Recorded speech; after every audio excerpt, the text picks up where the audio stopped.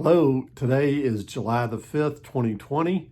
I want to get right to some of your comments here. This is from Kathy and Phil Murphy. Hi, Bill.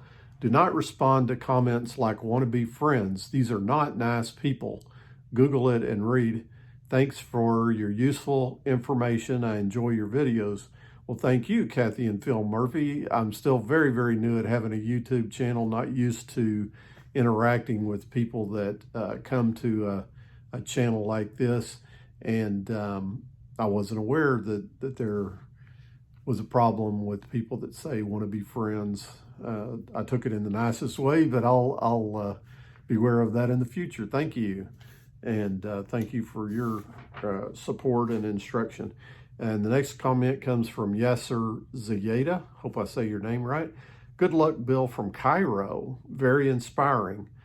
Thanks for sharing. God bless. Well, Yasser Zayeda, thank you for inspiring me for watching from Cairo. That inspires me and motivates me. Beulah Emma on our responding to our little video in McKinney, Texas.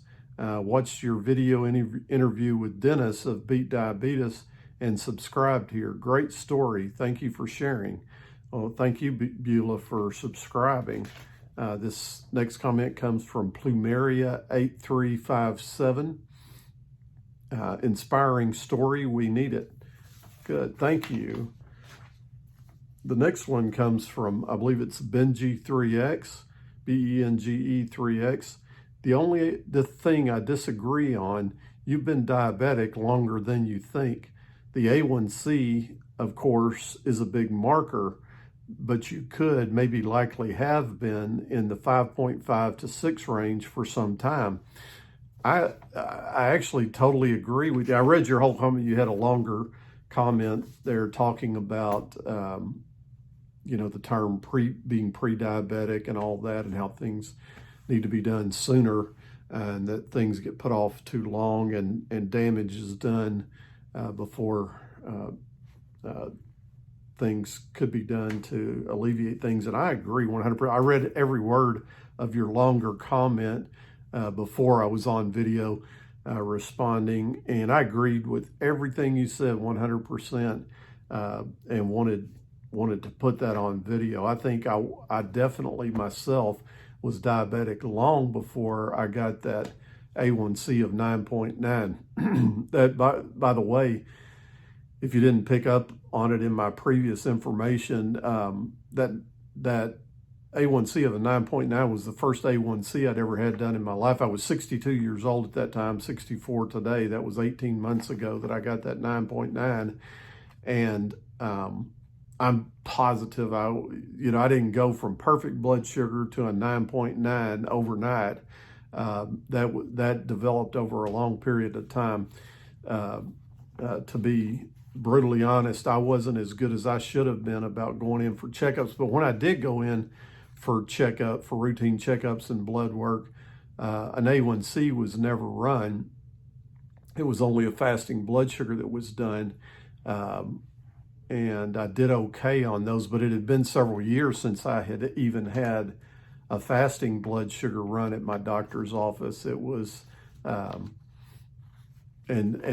by the time I finally had, that latest physical 18 months ago, again, it had been too long since I had had any blood work done, but I asked specifically for an A1C to be done. And I was very concerned about what the results might be because of my family history of having so many type 2 diabetics in our family.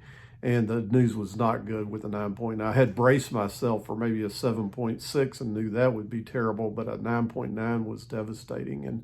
And anyway, I won't go over my whole story again, but yeah, I agree with you, Benji3X. I had probably been diabetic for at least 7 years, maybe more, by the time I got a 9.9.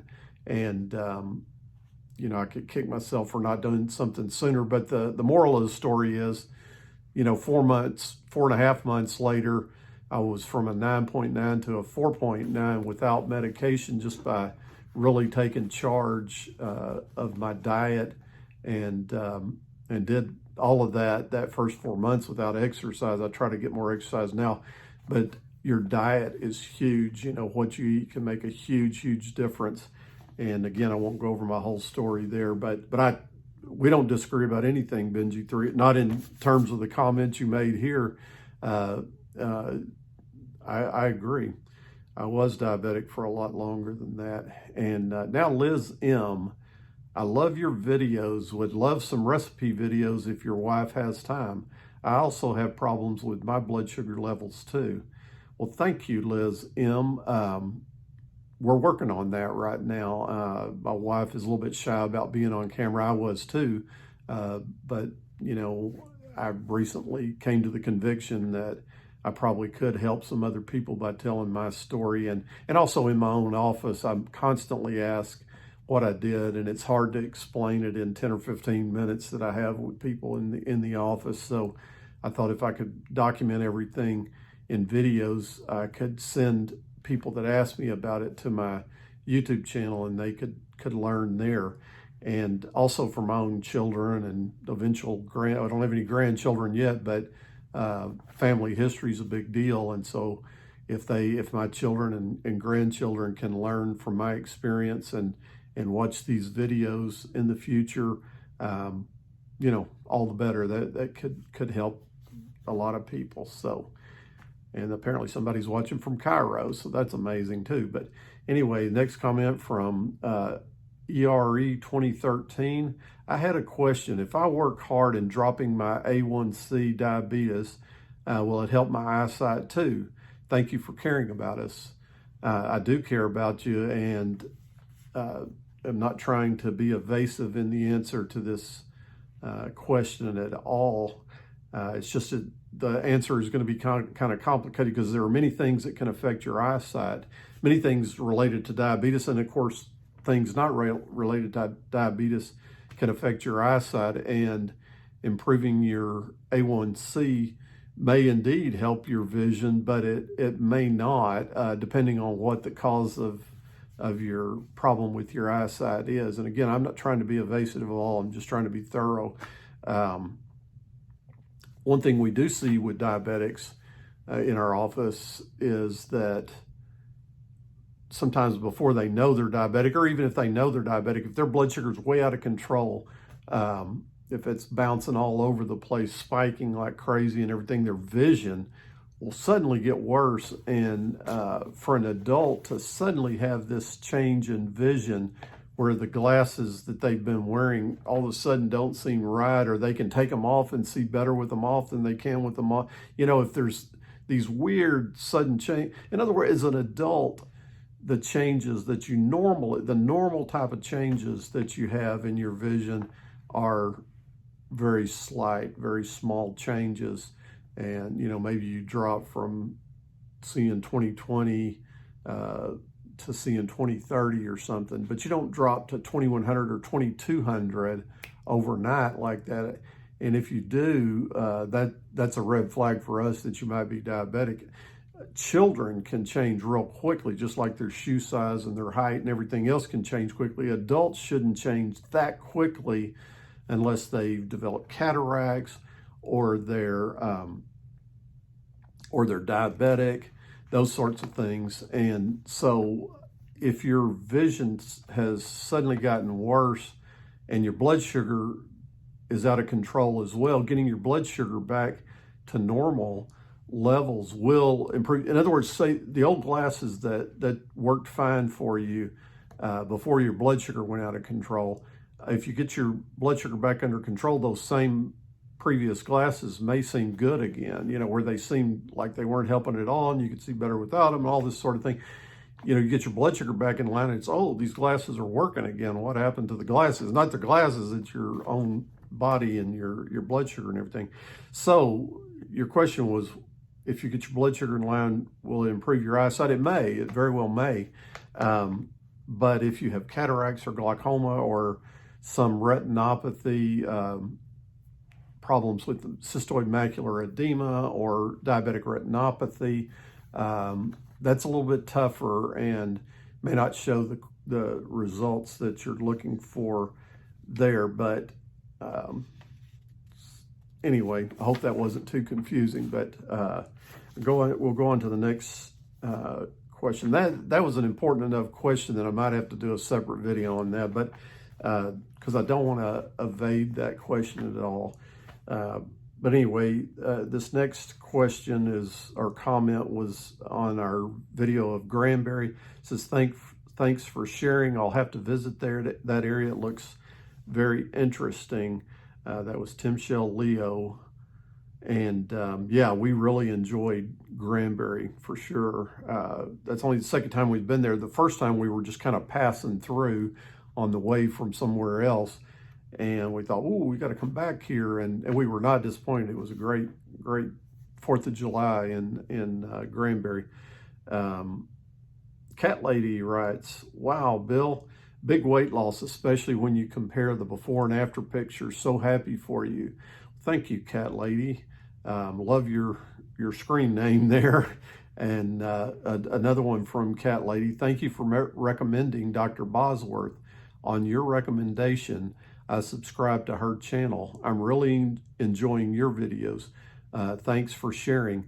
Well, I'm glad you followed through and went to hear some of what Dr. Bosworth said. I hope you might consider getting her book called Any Way You Can, where she talks about helping her mother who was battling cancer, and helped her by getting on a keto diet and also doing some fasting, and really improved her mother's situation with cancer. That's a really inspiring story, and I recommend her book highly and recommend Dr. Bosworth highly. And don't let anybody tell you anything negative about Dr. Bosworth.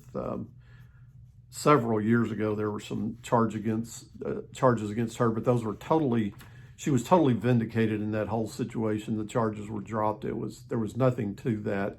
But at any rate, Dr. Annette Bosworth is a super person, and you know, her book is amazing, and you can learn a lot from it.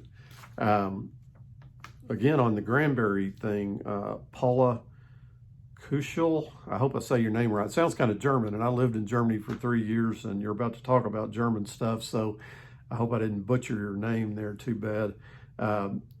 Paula says, pie, ice cream, German beer, a lot of temptations for a diabetic. Do you ever enjoy a break from your regimen? If so, does that cause your sugars to skyrocket? That's a great question, Paula. No, I don't do cheat day. I'm only 18 months into this journey, but I do plan on this being a lifestyle that I can do for the rest of my life. And I have chosen, I know there are other people that have made similar journeys, and they do have a cheat day here and there, and seem to be okay with that. I just, at this point, at my age, at 64, I don't want to do cheat days. I just want to be as healthy as I can for the rest of my life. I don't want to get knocked out of ketosis for a couple of days because of a cheat day. And so I choose to look at pie and ice cream and all the rest of those temptations and just smile and say, I remember when we had a good time years ago, but I ain't going there now. So anyway, Julie Gray says, great information on stressing portion distortion. I like that term, portion distortion, and researching and reading labels. That's a good point. When you look at the carb count on the nutrition labels, you have to also be aware of the serving size and see if that's, how that matches with the amount of that food that you're going to want to eat. Because if the serving size is real small and you know you're going to eat more of that than that, you have to do the math and figure out how many carbs that is. Also, another one from Julie Gray on the Granbury video again. Wow, what fun. Looks like a great place for me to retire. Well, Julie, my wife and I may see you there. As we visit these small towns, it helps us a lot, but we're also looking at places that we might retire, and Granbury just joined that list. So live healthy, finish strong.